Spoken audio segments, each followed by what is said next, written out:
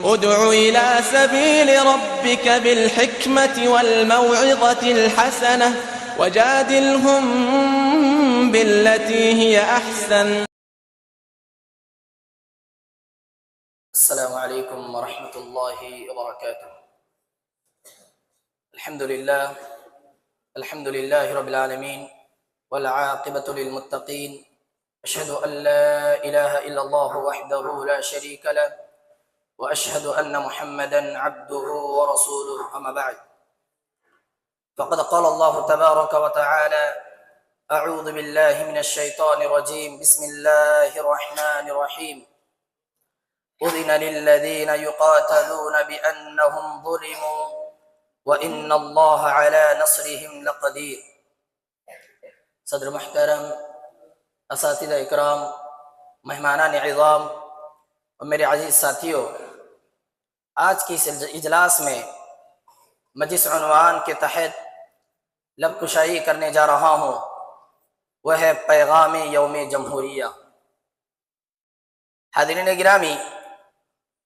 اس دنیا میں مختلف رنگ و نسل کی انسانی آبادی مختلف ممالک میں بس رہی ہیں، جہاں ہر ملک کی اپنی ایک تہذیب اور مخصوص تمدن و کلچر ہے، اور ہر ملک نے اپنے ملک کے امن و شانتی کی بقا کے لیے مخصوص قوانین و ضوابط وضع کیے ہیں، جن کی بجا آوری اور تعمیل اس ملک کے باشندوں پر لازمی اور ضروری ہے. ٹھیک اسی طرح ہمارا ملک ہندوستان، جو کبھی سونے کی چڑیا سے ملقب اور پوری دنیا میں مشہور تھا، نہ جانے اسے کس کی نظر لگی کہ ایک طویل مدت غلامی کی زنجیروں میں جکیڑ دیا گیا، لیکن پھر توفیق الہی کے بعد اس ملک کے سپوتوں اور جانبازوں نے بلا کسی تفریق، مذہب و ملت، رنگ و نسل، اپنے جذبہ حریت سے اہل ہند کے پاؤں سے غلامی کے زنجیریں کاٹ پھینکی، جس کے بغاوت اور جس کے بعد وقت اور حالات کے پیش نظر 7 افراد پر مشتمل ایک جماعت نے لگاتار 2 سال 5 ماہ اور 11 دن کی کوششوں کے بعد قانون کا مسودہ تیار کیا، اور 26 جنوری سن 1950 عیسوی میں اس کے نفاذ کا اعلان کرایا گیا، جو دستور ہند کہلایا. حاضرین گرامی، یوم جمہوریہ کے موقع پر ہندوستان کے ترنگے کا اپنے پورے شکوہ کے ساتھ لہرانا،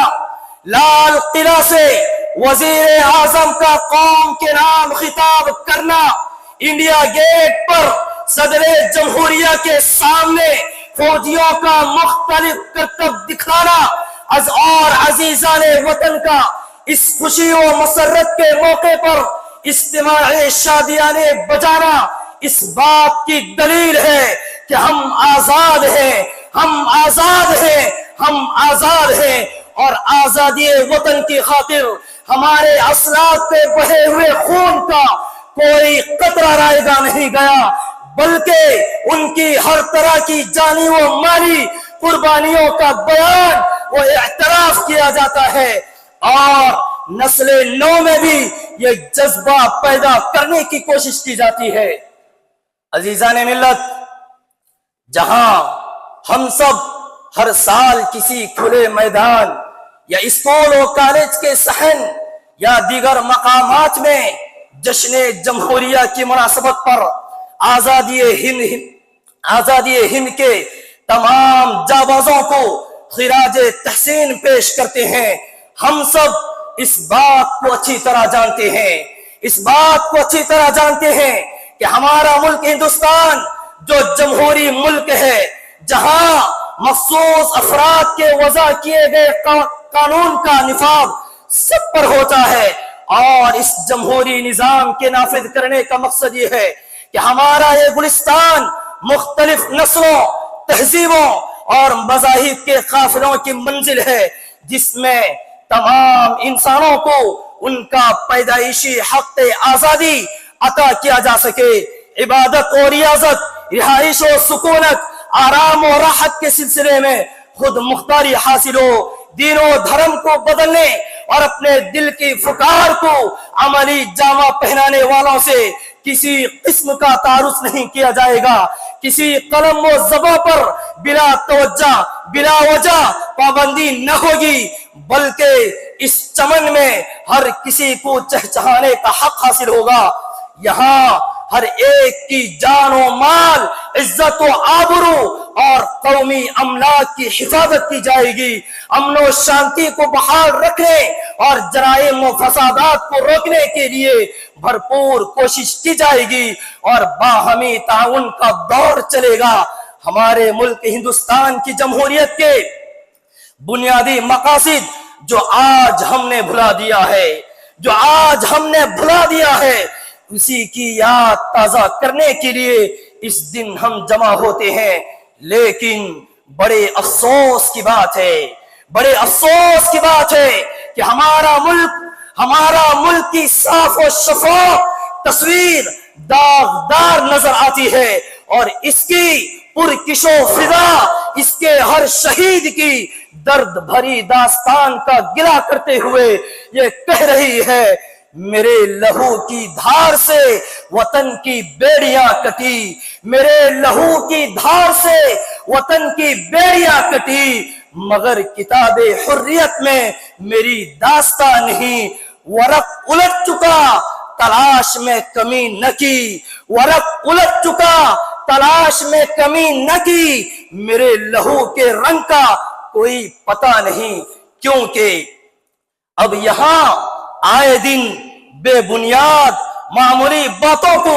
بہانہ بنا کر اس سرزمین کے امن و سکون کو غارت کرتے ہوئے فتنہ و فساد برپا کیے جا رہے ہیں۔ ظلم و ستم کی حد تو یہ ہے کہ یہاں موذی جانوروں کو اپنے بلوں میں امن نصیب ہے، مگر انسانیت کے لیے کوئی جائے پناہ نہیں۔ یہاں اخوت و بھائی چارگی کے بجائے مذہب اور فرقہ پرستی کے نام پر تشدد عام ہے، عبادت و ریاضت میں آزادی کے بجائے عبادت گاہوں پر تالے لگائے جا رہے ہیں اور حالت عبادت میں پریشان کیا جاتا ہے، بلکہ ان عبادت گاہوں کو منہدم کیا جاتا ہے۔ عزت و آبروئی کی حفاظت کے بجائے روزانہ کسی خاتون یا دوشیزہ کو جنسی زیادتی کا شکار بنا کر اپنی لوٹی عفت و عزت پر نوحہ و ماتم کرنے پر مجبور کیا جاتا ہے، اور یہاں دہشت گردی اور فرقہ پرستی کو مٹانے کے بجائے الٹے اس کی سرپرستی کی جاتی ہے۔ بے لگام میڈیا پر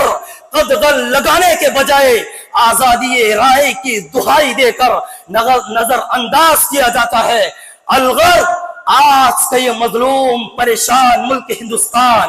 الغرض آج کے مظلوم پریشان ملک ہندوستان اپنے اہل اقتدار سے فریاد کنا ہے، مجھے رہزنوں سے گلا نہیں، تیری رہبری کا ملال ہے۔ الغرض 26 جنوری ہمیں یہ پیغام دیتا ہے کہ ہم سب برابر کے شہری ہیں، چاہے ہمارا مذہب کچھ بھی ہو، چاہے ہمارا دین کچھ بھی ہو۔ اسلام ہمیں یہ سکھاتا ہے، ہمیں یہ پیغام دیتا ہے کہ ہم اپنے وطن کے وفادار شہری بنیں اور نفرت کے بجائے محبت کو فروغ دیں۔ دعا ہے رب العالمین سے کہ الہ العالمین ہمارے ملک کے حالات کو درست فرما اور خصوصاً مسلمانوں کی حفاظت فرما، آمین ثم آمین۔ بارک اللہ لنا ولکم فی القرآن المجید ونفعنا وإیاکم بالآیات والذکر الحکیم فاستغفروه انه هو الغفور الرحیم۔ والسلام علیکم ورحمۃ اللہ وبرکاتہ۔